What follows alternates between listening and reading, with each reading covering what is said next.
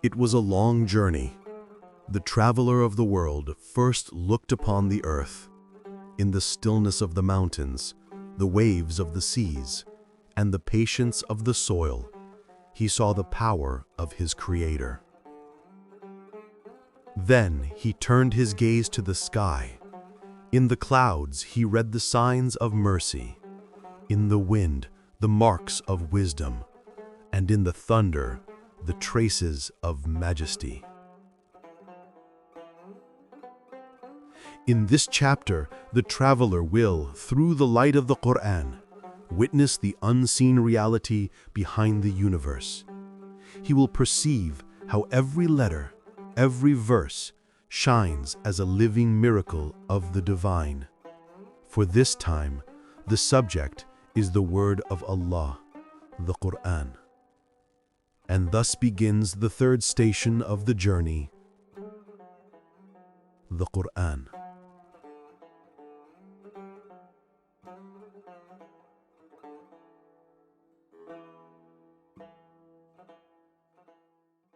بسم الله الرحمن الرحيم الرحمن علم القرآن خلق الإنسان علمه البيان. This video was entirely inspired by the Risale-i Nur collection. All the texts in the video were created by translating the Ayatul Kubra section of the Risale-i Nur collection. The author of this collection is Badi'uz Zaman Sa'id An-Nursi. If you would like to learn more about this book, you can contact us through the comment section. Then, the tireless and never satisfied traveler, who had come to understand that the purpose of life in this world and the very life of life itself is faith, said to his own heart, "The one we are seeking has a word, a speech, which in this world is known as the most renowned, the most radiant, and the most dominant, challenging all who do not submit to it in every age. It is the book called Al-Qur'an Mu'jizatil Bayan."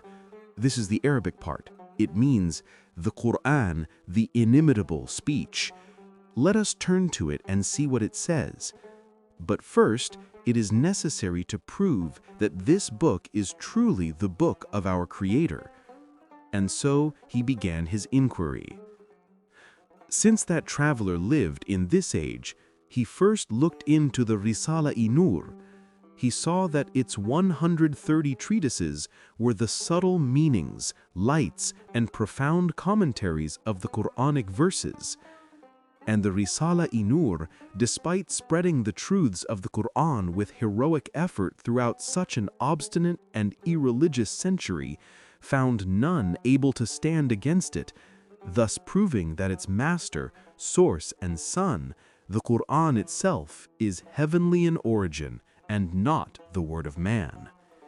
Indeed, among the hundreds of proofs contained in the Risale-i Nur, even a single Qur'anic proof, such as the 25th word or the conclusion of the 19th letter, has demonstrated through 40 aspects that the Qur'an is a miracle.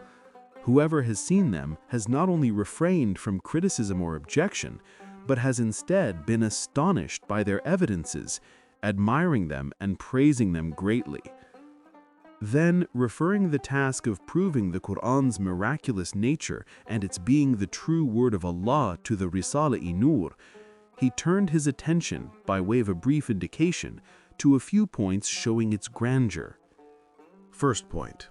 Just as the Qur'an, with all its miracles and with all the truths that testify to its veracity, is itself a miracle of Muhammad, peace and blessings be upon him, so too Muhammad, peace and blessings be upon him, with all his miracles, proofs of prophethood and perfections of knowledge, is a miracle of the Qur'an, and a decisive proof that the Qur'an is the word of Allah.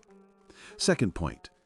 In this world, the Qur'an has brought about such a luminous, blissful, and truthful transformation in the social life of humankind that it has revolutionized and governed the hearts, souls, minds, egos, personal lives, social lives, and even political lives of people. For 14 centuries, it has continued to do so, while at every moment its 6,666 verses are recited with utmost reverence by not less than hundreds of millions of tongues.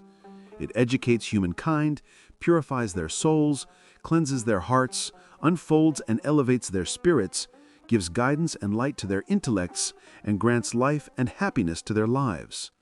Surely, a book that accomplishes such things can have no equal.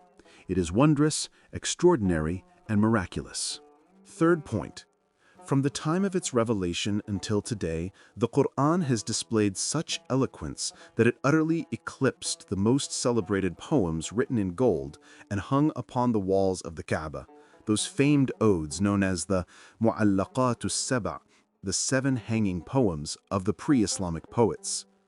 When the daughter of the poet Labid removed her father's ode from the Kaaba, she said, "Before these verses of the Qur'an, this poem has lost all its worth." Likewise, when a Bedouin poet once heard the verse, "Tasda' bima tu'mar," proclaim openly what you are commanded, he immediately fell in prostration. People asked him, "Have you become a Muslim?" He replied, "No, but I have bowed down to the eloquence of this verse." Moreover, thousands of genius scholars and masters of the science of eloquence, such as Abdul Qahir al-Jurjani, as-Sakkaqi, and az-Zamakhshari, have unanimously declared that the eloquence of the Qur'an is beyond the capacity of human power. None can equal it. And since that era, the Qur'an has constantly challenged its opponents, addressing arrogant and self-confident poets and orators in a tone that humiliates their pride. Bring just one surah like it, or else accept humiliation and ruin in this world and the hereafter. Despite this open challenge, the eloquent deniers of that time abandoned the short and easy path of imitation and chose instead the long and perilous road of warfare, risking their lives and wealth. This alone proves that producing even one surah like it was impossible.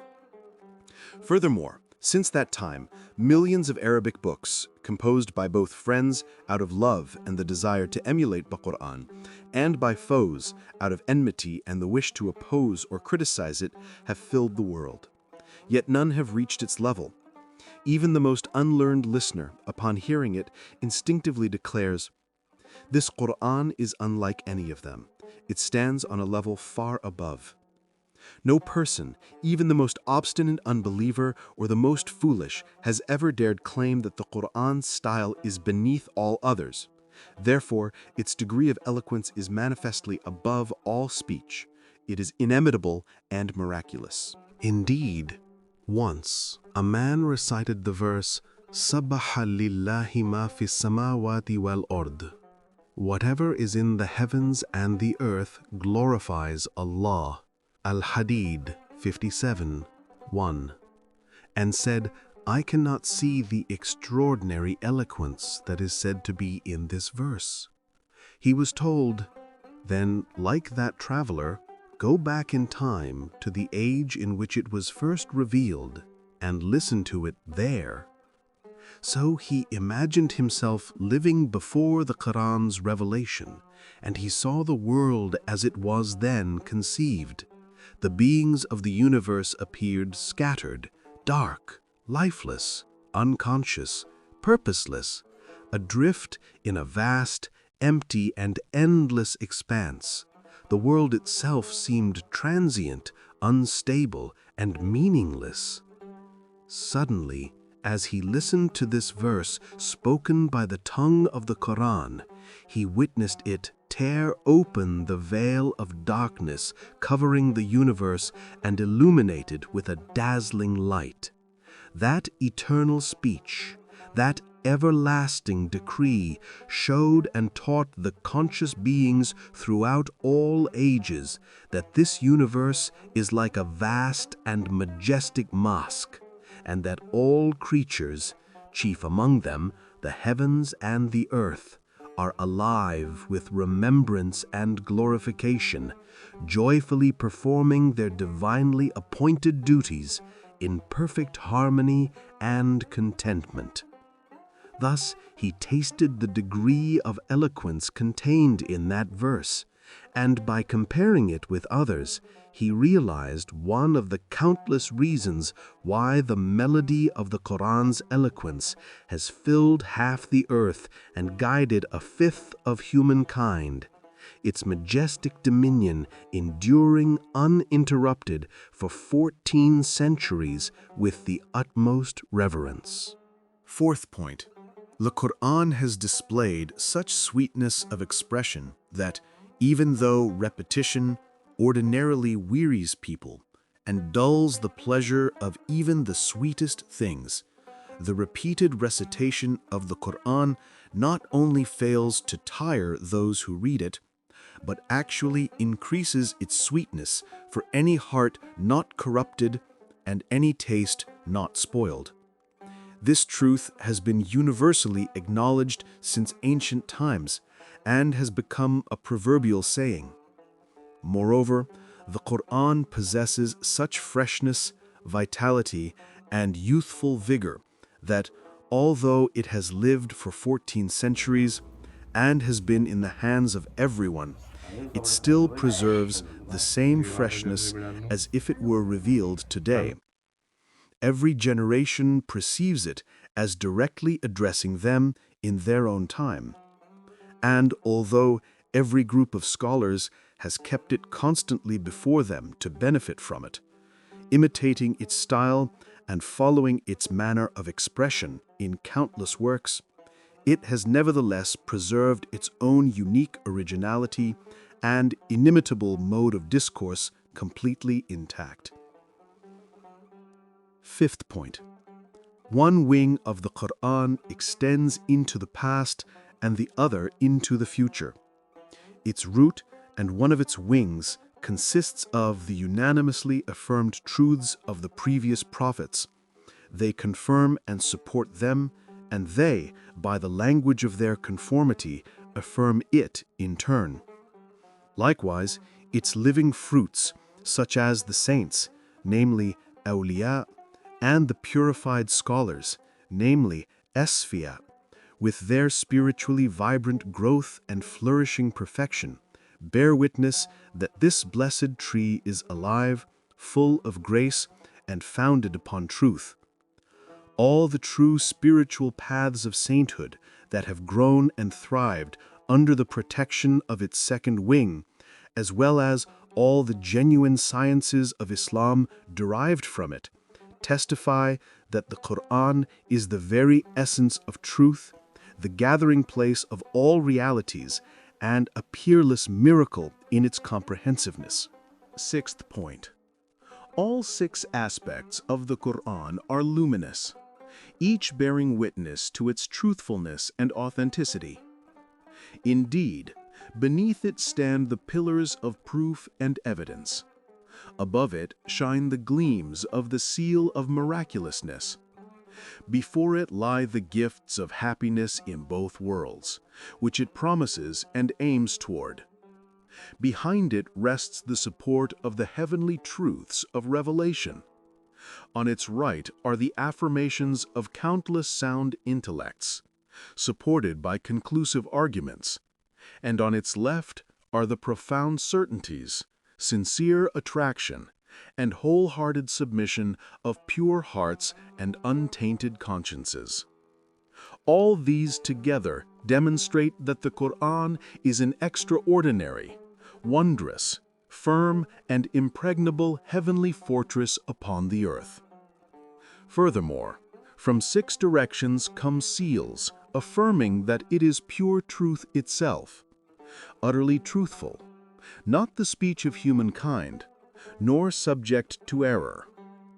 First of all, the sovereign who governs this universe, whose constant law of operation is to reveal beauty, protect goodness and truth, and destroy impostors and liars, has confirmed and sealed the Qur'an by granting it the most honored, exalted, and dominant position of reverence and success in the world.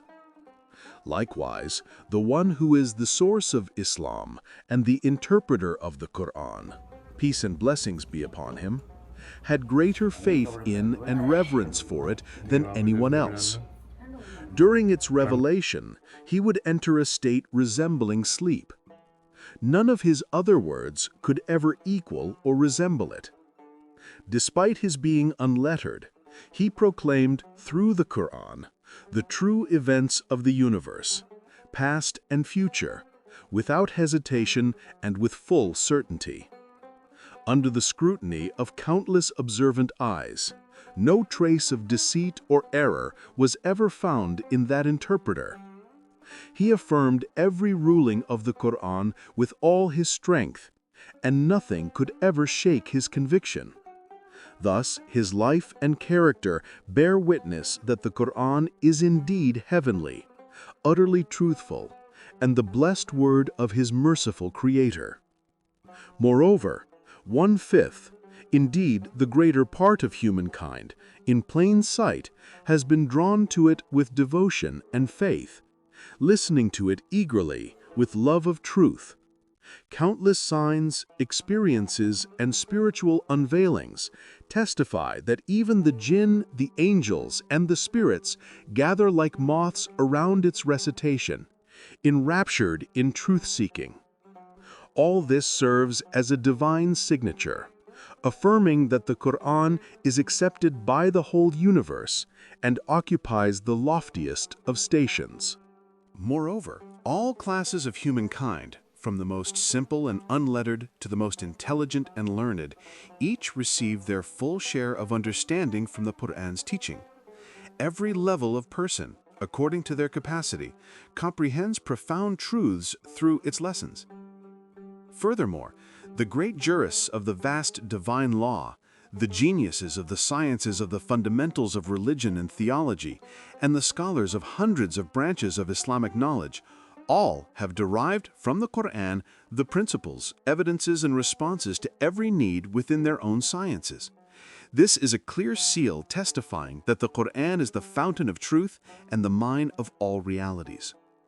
Likewise, the most advanced Arab literary masters, those who did not accept Islam, despite their dire need and strong motivation to oppose it, have refrained from attempting to rival even one aspect of the Qur'an's inimitability, though it possesses at least 7 distinct aspects of miraculousness. They could not even produce the like of a single surah in eloquence, which is only one aspect of its miracle.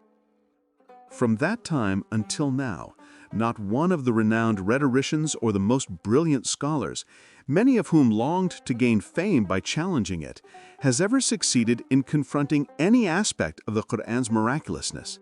Instead, they have fallen silent in helplessness. This silence itself is a decisive signature that the Qur'an is a miracle utterly beyond the power of humankind. Indeed, the worth, sublimity, and eloquence of any speech are understood by considering who it comes from, to whom it is addressed, and for what purpose.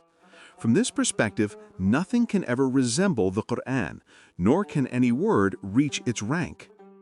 For the Qur'an is the address and speech of the Lord and Creator of all worlds, a conversation that bears not the slightest trace of imitation or artifice.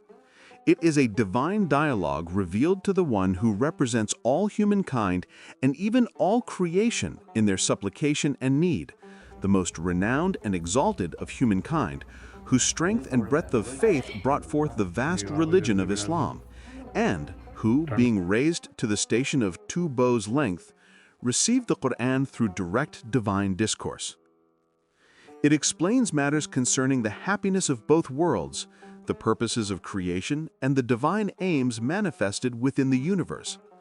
It elucidates the comprehensive and elevated faith of that messenger who bore within his heart all truths of Islam. And, like a map or a finely crafted clock, it displays the entire universe, its systems, its interrelations, its order, and instructs humankind in recognizing its maker with the dignity of a divine teacher.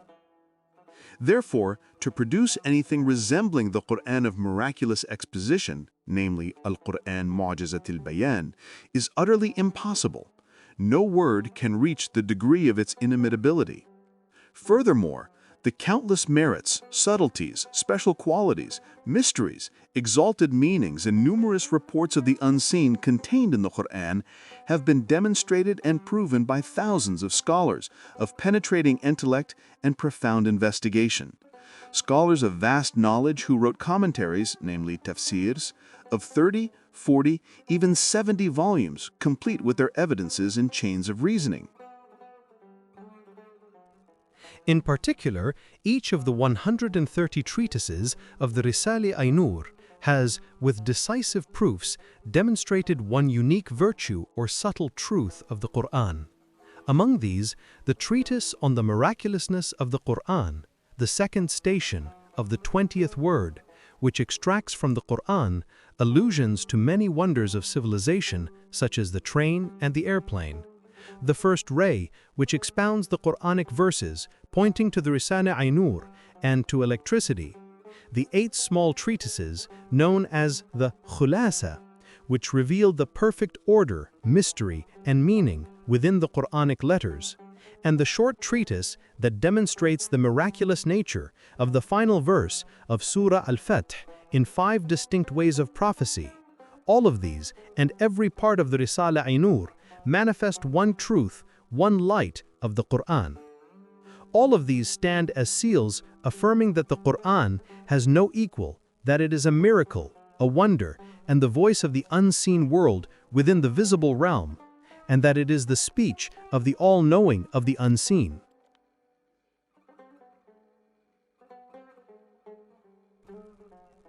Thus, because of the 6 points, 6 directions, and 6 degrees previously indicated, and the distinguished qualities and unique virtues of the Qur'an mentioned therein, its majestic luminous sovereignty and its sublime sacred dominion have continued with reverent splendor, enlightening the faces of centuries and illuminating the face of the earth for more than 1300 years.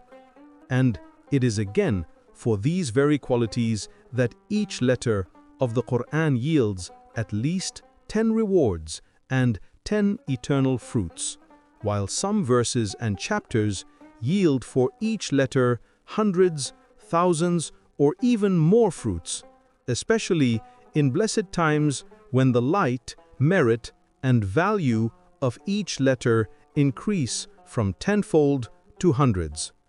Realizing all this, the traveler of this world said to his heart, "Behold this Qur'an miraculous in every aspect, by the consensus of its chapters, by the agreement of its verses, by the harmony of its mysteries and lights, and by the correspondence of its fruits and effects.